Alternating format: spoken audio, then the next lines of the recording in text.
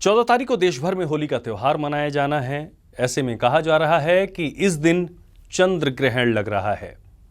तो ऐसे में क्या है सूतक काल, चंद्र ग्रहण का क्या रहेगा प्रभाव, होली कैसे मनाएं, क्या ग्रहण का भारत पर प्रभाव है, इससे संबंधित जो भी आपके मन में शंकाएं हैं, यही सब बताने के लिए हमारे साथ स्टूडियो में आचार्य हनुमान मिश्र जी हैं। उनसे जानते हैं कि क्या है वो सूतक काल और चंद्र ग्रहण का क्या है प्रभाव।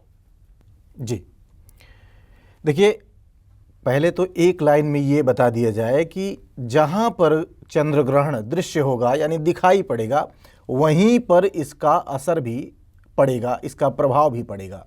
जहाँ ये दिखाई नहीं देगा वहाँ इसका प्रभाव नहीं पड़ेगा।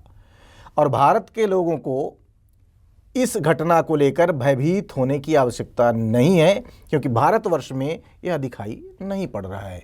जब ये दिखाई नहीं पड़ रहा है तो स्वाभाविक है कि इसके सूतक का असर भी यहाँ के लोगों पर नहीं पड़ने वाला है।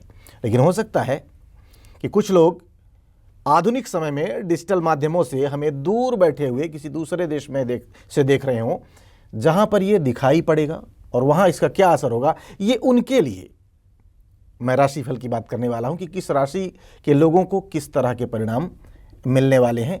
भारतवर्ष के लोगों के लिए स्पष्ट कर देता हूं कि यहां पर कोई भी ग्रहण दृश्य नहीं है 14 तारीख को, और उसका प्रभाव भी नहीं पड़ने वाला है। वैसे भारतीय समय अनुसार लगभग 9:30 बजे से लेकर दोपहर में 3:30 बजे के बीच ये ग्रहण का प्रभाव माना जा रहा है।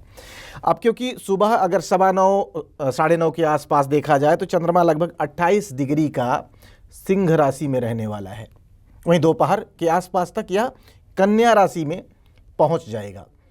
इन दोनों को ध्यान में रखते हुए हम एक एक राशियों का राशिफल आपके समक्ष रख रहे हैं। मेष राशि के लिए पंचम और छठे भाव में प्रभाव रहेगा। स्वाभाविक है कि ऐसे लोगों को, अगर विद्यार्थी हैं तो पढ़ाई पर अपेक्षाकृत अधिक ध्यान देने की आवश्यकता रहेगी, क्योंकि मन उच्चाटित हो सकता है, मन कहीं और लग सकता है। प्रेम संबंधों के लिए भी यह घटनाक्रम थोड़ा सा कमज़ोर माना जाएगा। नौकरी पेशा लोगों को अपने सहकर्मियों के साथ बेहतर संबंध बनाए रखने की कोशिश भी करनी होगी। वृष राशि, मतलब मैं ये भी बताया जा रहा हूँ कि क्या करना चाहिए, क्या नहीं करना चाहिए, किस मामले में प्रभाव पड़ना चाहिए, और प्रैक्टिकल उपाय। एस्ट्रोलॉजिकल तो खैर ठीक है, मैं ये बता दूंगा कि चंद्रमा की पूजा पाठ सबको करना चाहिए, शिव की आराधना करनी चाहिए, भगवान से प्रार्थना करनी चाहिए, लेकिन प्रैक्टिकल क्या उपाय हैं ये मैं लगे हाथों एक एक राशि का बता रहा हूँ।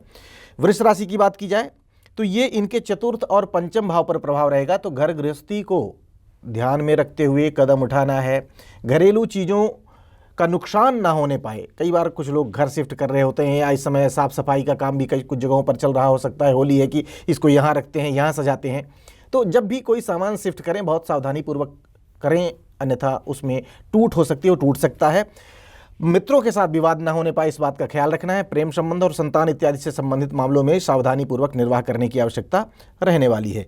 मिथुन राशि, मिथुन राशि आपके तीसरे और चौथे भाव पर इसका प्रभाव रहेगा। यानी आप अपने भाइयों और पड़ोसियों के साथ अच्छे संबंध रखें, बातचीत का तौर तरीका काफ़ी सभ्य रहे, सौम्य रहे तो ज़्यादा अच्छा है। कहीं ऐसा कुछ ना हो कि आपकी बातें ठीक ना लगें, अपशब्दों का प्रयोग हो जाए और कोई उसे रिकॉर्ड करके या अन्य माध्यम से उस व्यक्ति तक पहुँचाकर कोई विवाद क्रिएट कर दे। इससे बचना है। आपको भी घर गृहस्थी से संबंधित मामलों में सावधानी बरतने की आवश्यकता रहने वाली है।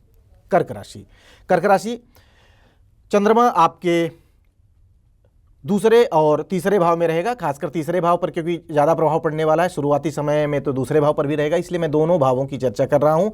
आर्थिक, पारिवारिक, भाई बंधु और कम्युनिकेशन से संबंधित मामलों पर अधिक ध्यान देने की आवश्यकता रहेगी। संभव हो तो यात्राएं ना करें अथवा यात्राओं से बचें।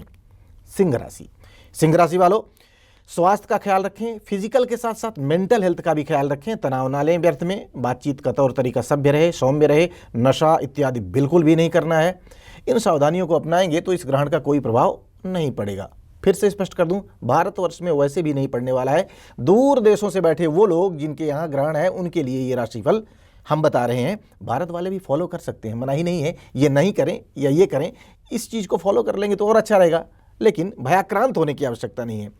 कन्या राशि, कन्या राशि वालों आपको भी अपने स्वास्थ्य का ख्याल रखना है, फिजूल खर्ची से बचना है, यात्राओं से बचना है और स्वस्थ होकर एक अच्छी गहरी नींद लेने की आवश्यकता रहेगी। कई बार हम ऐसा होता है कि रात्रि जागरण कर लेते हैं, तो यदि कोई काम ना हो जगने वाला तो रात्रि जागरण से बचें। तुला राशि, तुला राशि वालों, व्यर्थ के खर्चे से बचना है, दूर की यात्राओं से बचना है, कोई नया निवेश नहीं करना है, किसी के झांसे में नहीं आना है। खासकर डिजिटल माध्यमों से साइबर क्राइम जो हो रहे हैं उन अपराधों को या उन घटनाओं को लेकर सजग रहना बहुत जरूरी रहेगा। वृश्चिक राशि, बॉस के साथ अच्छे संबंध बनाए रखने हैं। अब क्योंकि ये ग्रहण का असर सिर्फ एक दिन नहीं है, बल्कि कई बार तो ये 2 से 3 महीने तक इसका प्रभाव पड़ता है, तो ये पूरे ड्यूरेशन की मैं बात कर रहा हूँ। और सामान्य तौर पर ये आपके लिए लाभप्रद रहेगा, कोई बड़ी विसंगति नहीं देगा, लेकिन फिर भी बॉस के साथ अच्छे संबंध रहें और सार्थक माध्यमों से पैसे आएँ, इस बात का ख्याल रखना है। बाकी सामान्य तौर पर कोई बड़ी प्रतिकूलता नज़र नहीं आ रही है, फिर भी घर गृहस्थी पर ध्यान दे लेंगे तो और अच्छे परिणाम मिल जाएंगे। धनु राशि, धनु राशि वालों, धर्म कर्म की ओर मन लगाएं। किसी धार्मिक व्यक्ति को या धार्मिक स्थान को लेकर कोई अपशब्द ना कहें।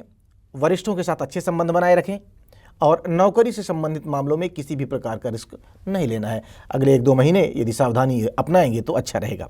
मकर राशि, मकर राशि वालों, आपको थोड़ा सा ज़्यादा सजग और सचेत रहने की आवश्यकता रहने वाली है।